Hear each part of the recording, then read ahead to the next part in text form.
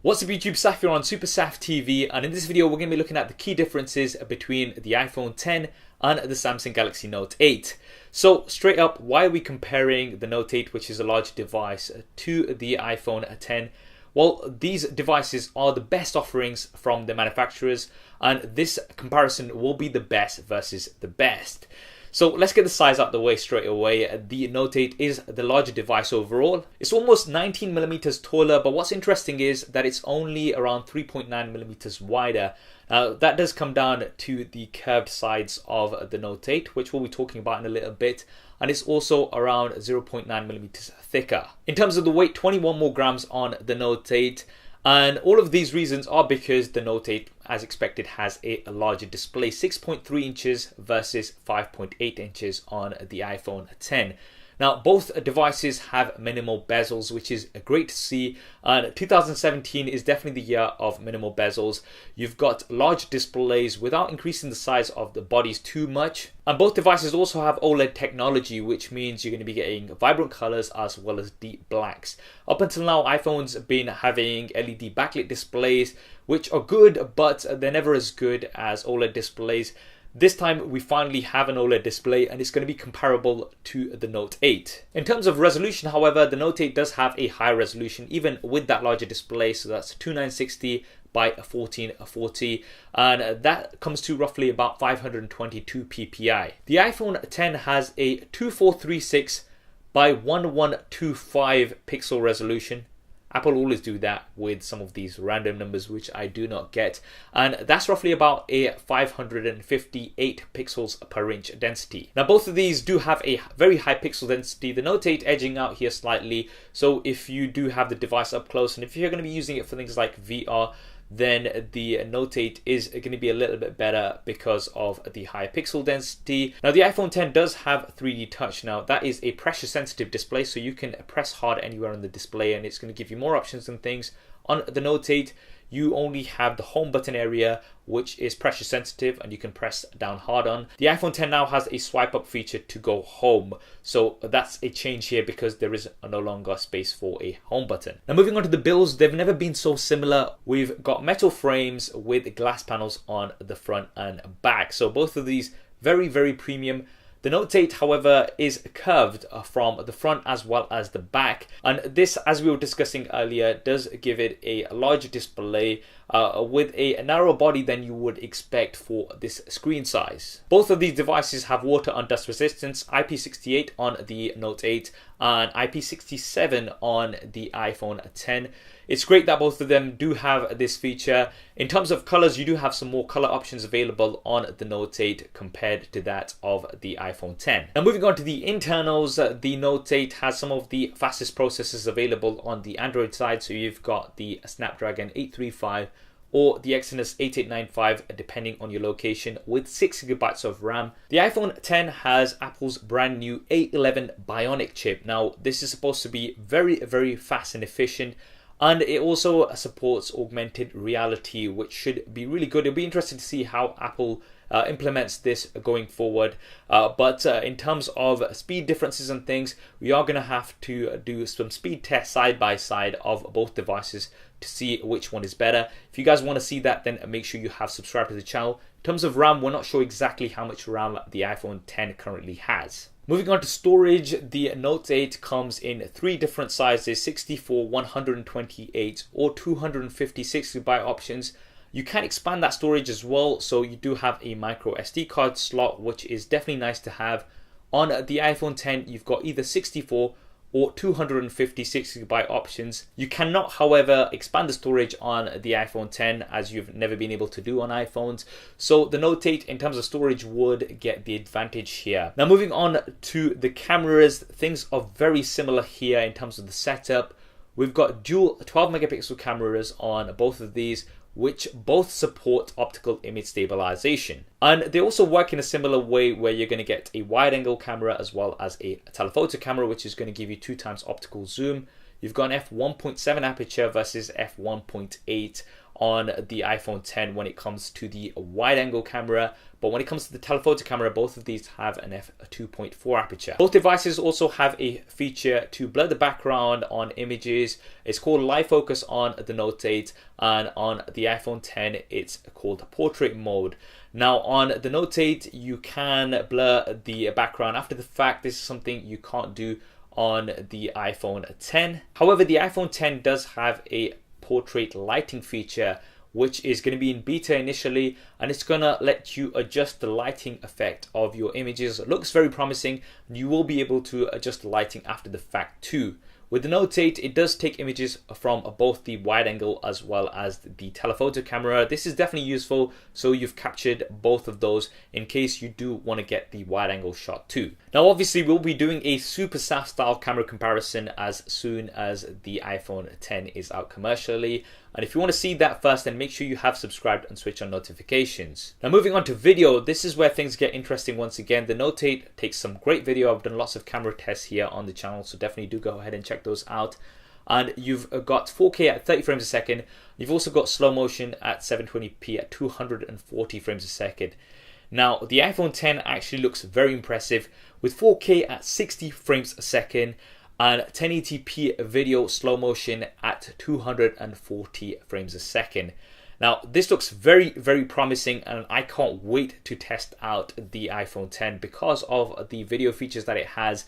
I believe it's the first smartphone with 4K at 60 frames a second. I may be wrong, but it's definitely one of the first, and it looks very, very promising. In terms of the front-facing cameras, the Note 8 has an 8 megapixel front-facing camera with an f1.7 aperture, and it has autofocus with a 1440p video recording. The iPhone 10 has a 7 megapixel front-facing camera with an f2.2 aperture and 1080p video recording, but it's got facial recognition, so this is going to allow you to have a portrait mode, so it's going to blur the background from the front-facing camera as well, and you'll also have the portrait lighting effects too. These will be in beta initially, and that is definitely nice to see. There's also an emoji which is going to track your face and represent emojis to that effect, so if you're into that kind of thing, then that's also there. We'll have to do some detailed camera comparisons between these two to see which one of these takes better selfies, but both here are very, very promising. Now in terms of the operating systems, we've got Android version 7.1.1 with Samsung's Experience skin on top currently on the Note 8. The iPhone 10 is going to come with iOS 11 out of the box. Now obviously it's Android versus iOS. A lot of it comes down to personal preference, so not going to go into a battle here. Android, I find, is a little bit more flexible, and you do have some additional features with the Samsung Experience skin, such as a multi-window as well as app pair, which is going to allow you to open two apps in multi-window with just one touch. But iOS, I find, is a little bit more simple and straightforward for a lot of people, and you also get updates quicker from iOS compared to that on Android when it has a skin like the Note 8 has. This once again is going to come down to your personal preference. Now let's move on to the additional features that both devices have. In terms of unlocking the device, the Note 8 has a fingerprint scanner which is at the back. The position is slightly inconvenient, and this is something that a lot of people have discussed. But you do have an iris scanner, and you also have facial unlock, so you can point it at your face and that is going to unlock. But it's not as secure, and it can be fooled by a picture. Some people have also tried this. The iPhone 10, this time around, we have no Touch ID. So this has been removed because of the bezel-less display. A lot of people were thinking that Touch ID is going to go on the back, but this is not the case either. We now have Face ID, which is a form of 3D facial recognition. Now, what's funny is that on the actual demo, it failed, but it does look very, very promising in terms of how it's going to scan your face, and it shouldn't be fooled by a picture.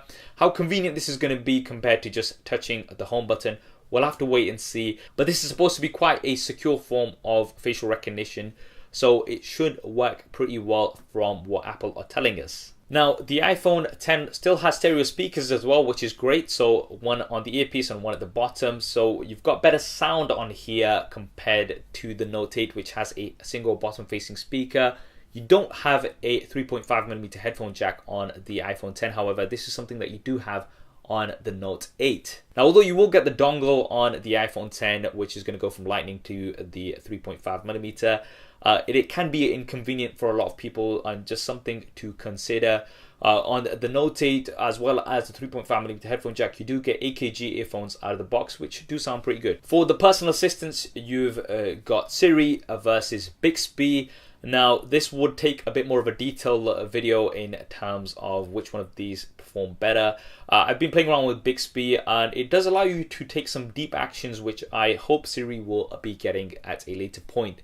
The Note 8 does have the S Pen as well. This is a unique feature and not something that you're going to find on many of the devices.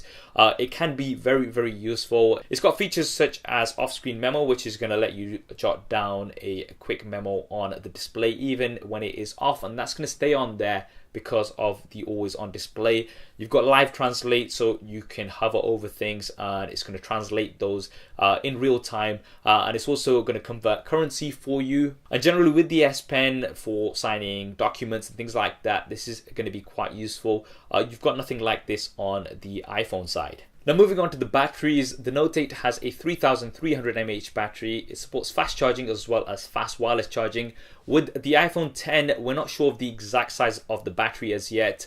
Apple have said you're going to get 2 more hours of standby time on it compared to the iPhone 7. So it's difficult to say what the exact size of the battery is and how it's going to impact because of the high resolution display. We'll find out what the exact size is once somebody pops open an iPhone 10, which is not going to be anytime soon. But the new thing on the iPhone 10 is that it does support wireless charging. This is the first on the iPhone side, so it's great to see that we now have wireless charging. It also supports fast charging.